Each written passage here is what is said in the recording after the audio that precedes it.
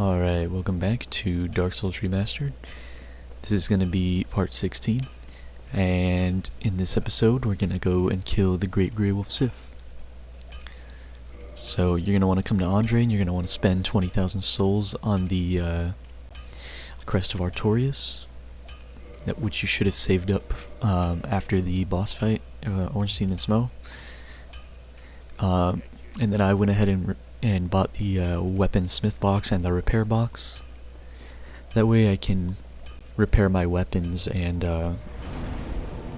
upgrade them from bonfires and stuff, which I don't think I actually end up doing at all. But then I went ahead and leveled up, and I'm gonna go ahead and use all my souls here, just so that I can level up some more. Because you're going to want to have be as high level as you can for this part. The boss fight isn't too hard, but you know, it can give you a lot of beginners some trouble. So come down here. This is where that Titanite demon was that we killed pretty early on with our lightning spears. So come out here, back out to the garden, and you'll remember this as the place that we killed the Hydra, and then we killed Havel and the butterfly, and it's gonna have all these tree guys here. I forget what they're called. You might want to farm a couple of these to try and get some more poison moss, purple moss, because we're going to need a couple of those here at sort of towards the end of the video. That's me just checking how many I have. You are going to need, I believe, at least 3, but you might want some more than, like a little bit more than that, for yourself. So you can come to this bonfire here, rest at it. This was that hidden one. And we're going to use the Crest of Artorias to open up this door here. Now, you can come here like way earlier than this, if you want. And you can farm some of these enemies here for souls. Each run of the enemies is around 8,000 souls. But they are a little bit annoying to kill. You can like get them to run off the edge and kill themselves, but that's not really something that's easy to do, so I didn't bother showing it, but you can do that. You want to come in here and talk to this cat, and you want to say yes,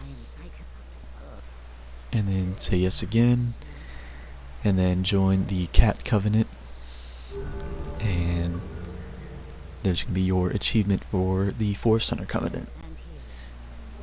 You'll get the cat ring, which we're not really going to use. And once you do that, all the enemies are going to be friendly to you now. And this guy here is going to show up. And you want to talk to him. And then he will move to the lower section of Blighttown, where the swamp is, and he will become a vendor there. So we're gonna end up finding him over there later, and buying some stuff from him. Here you can find a stone armor set. I don't think we end up using that in this playthrough. And then you're going to find this whole other section of the forest that we're not going to bother really searching or like exploring in any capacity. We're just going to run straight for this light over here. Now there might be some tree guys that end up chasing you. I wouldn't worry about them, just kind of run straight for this door here. If you're playing with online features enabled, and a lot of people end up invading you here, so that's why we're not really going to explore a whole lot here. We're just going to run straight for the boss room.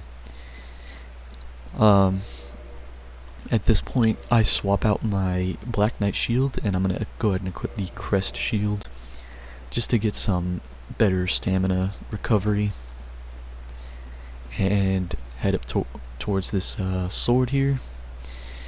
Before you get too close, I'm going to go ahead and pop my Power Within buff,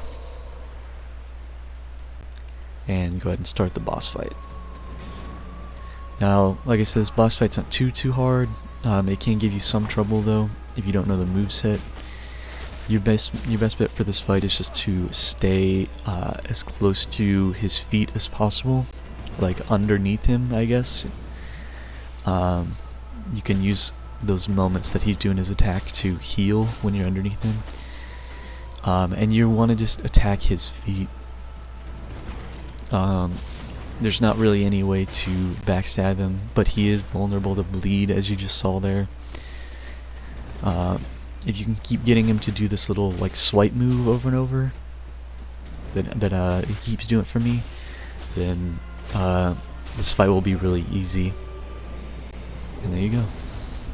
And we're just going to do that to pick up the Covenant of Artorias, the Soul of Sif, and that's going to give us our next achievement for the Art of Abyss Walking, which is for acquiring that Covenant of Artorias ring. And we're just going to homeward bound back. We're going to end up back here at this bonfire. And then we're going to go ahead and spend those souls to level up. I don't remember what I leveled up here. What did I level up? Let's see. Dexterity. Okay. And I'm not sure. I think at this point I popped a soul. I went ahead and popped the rest of my souls here to level up.